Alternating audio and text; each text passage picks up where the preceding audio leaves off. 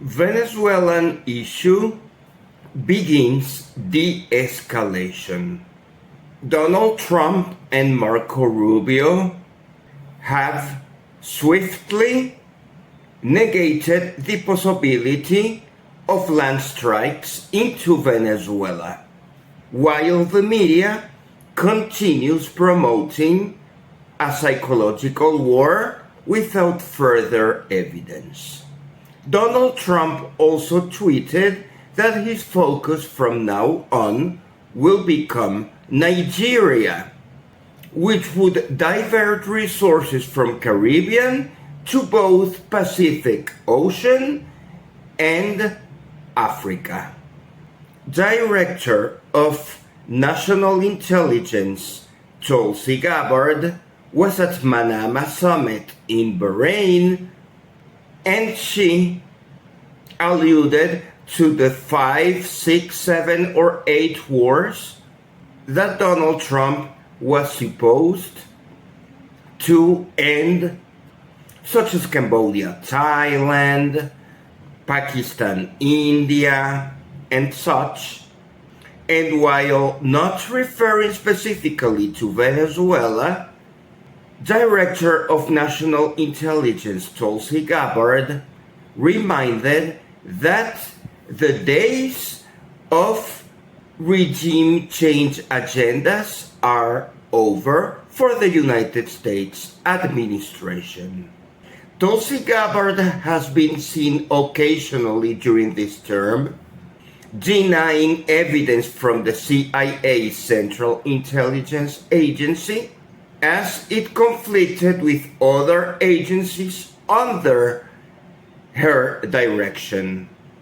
Perhaps Tulsi Gabbard is looking for a way to increase the standing of the direction of national intelligence as a whole, rather than the specific preeminence provided to the CIA Central Intelligence Administration, which so far has been led by hawkish allies of the Secretary of State. Venezuelans must cleverly play against these internal quarrels within the Trump administration, as making sure that dovish agendas such as Tulsi Gabbard, Richard Grenell, Laura Loomer, Carlson Tucker, and the like should become more visible as the hawkish expectations stagnate. No credible evidence exists that the United States ships and aircraft are particularly close to Venezuelan soil on this occasion, and we should expect confirmation of their return after full passage of Melissa hurricane. Secretary of War Pete Hegseth has also been particularly silent on objectives for Venezuela, leaving that to the discretion of President Donald Trump, whose last word so far has been denying further attacks into Venezuelan land, as reported to the press while flying on Air Force One. United States Senate Armed Forces Committee is not amused by reiterating requests for information to the Pentagon, while Department of Defense does not reply about legal opinions supporting shooting down speedboats. Both Republicans and Democrats are increasingly anxious to debate the legality of such strikes. The House of Representatives has also noticed that these strikes are likely to be illegal, while Pete Hegseth turned a video of yet another speedboat strike, killing 3 more people, which would increase the count of assassinated civilians in the Caribbean and the Pacific Ocean to 60 persons of various nationalities. United States public opinion polls are consistently widening the gap between people who prefer not to incur in war against Venezuela against a tiny minority of people who still would be supportive of a war against Venezuela. The question has been asked in many fashions, such as war against Venezuela, such as strikes to speedboats, such as military equipment for counter-drug traffic between Republicans and Democrats. And even among Republicans, the restraint agenda gains more popularity than the interventionist, hawkish agenda. Donald Trump's U-turn on Venezuela reminds us of a previous U-turn given to Iran, as a few months ago, everything was set for a war against Iran. A random strike to the middle of nowhere seemed to be agreed upon with the Iranian government, and soon after, United States forces left the area. Venezuelan allies, particularly Russia, with assistance, of course, of Iran and China, have made it very clear that retaliation against United States will be phenomenal if United States dares to attack Venezuelan soil. During the last few days, the wonders of Poseidon submarine missile has been described as capable of forming a fabulous radioactive tsunami capable of producing 500-meter high waves, capable of destroying most coastal cities in the United Kingdom. United Kingdom seems the most Russophobic country on the planet and is usually mentioned as a target for Russian aggression if the war on Ukraine escalates into credible threats against Russia.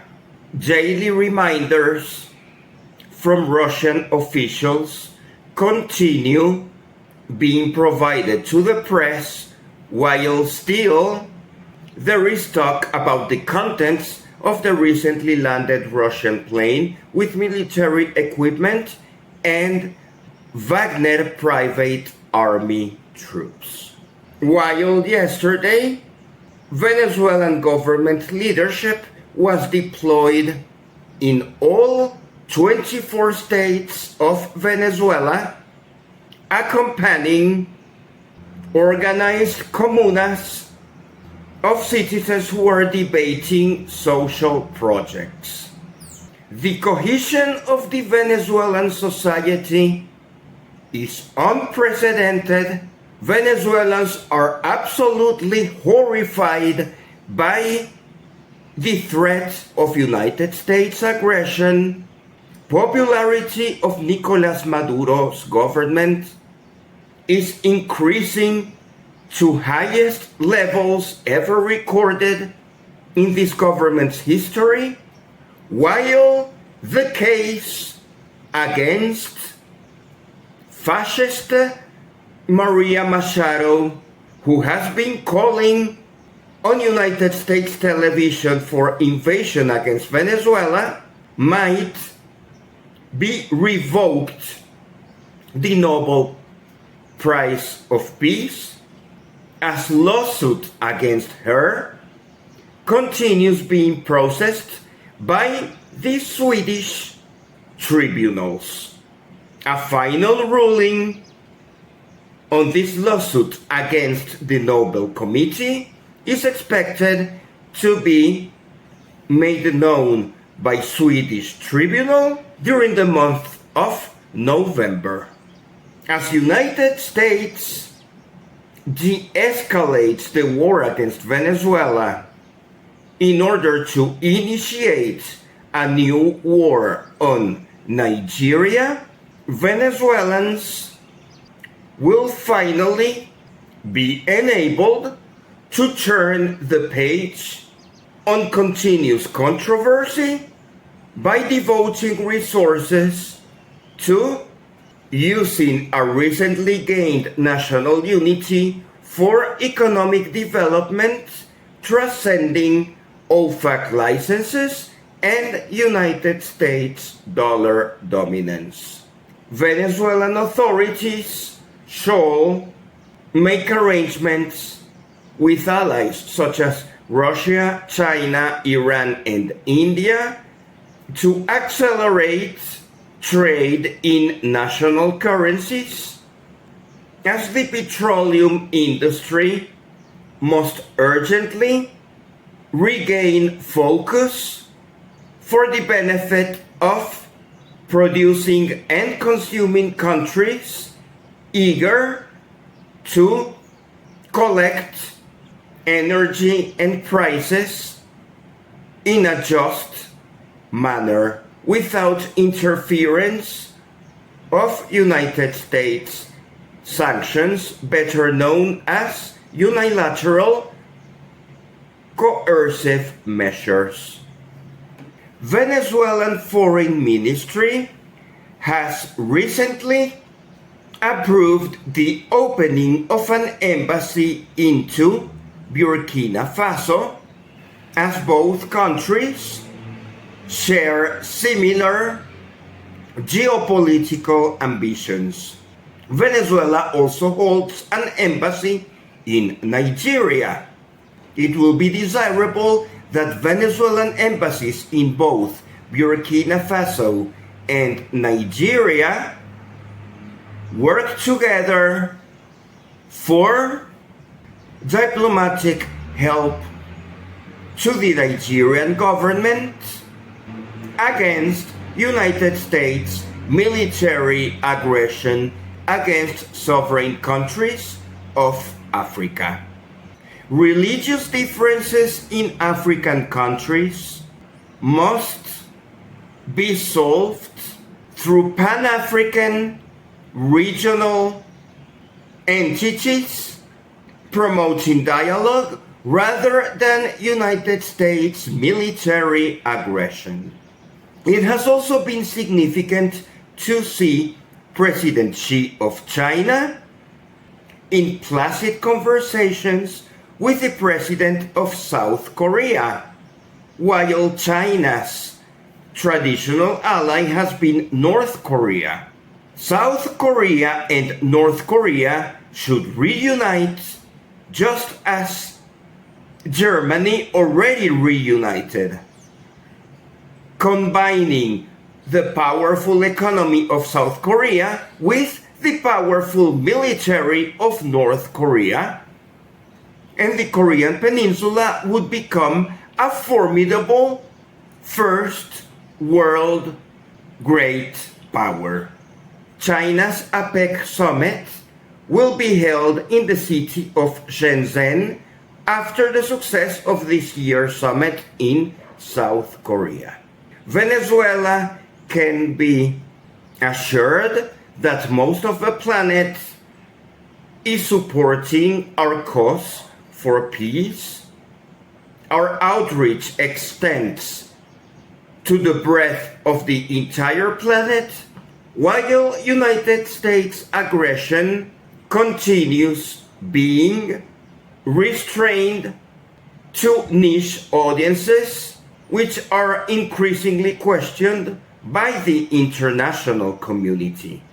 Antigua and Barbuda celebrated their National Day, and great congratulations are sent to our ALBA and CARICOM ally from Venezuela, which intends to form a regional military sphere of influence with the help of Colombia and Caribbean islands, so that we can form a separate Caribbean sphere of influence, competing with the United States Southern Command, which will no longer be needed, as United States is an aggressor and Caribbean countries are peaceful, friendly, and united bloc.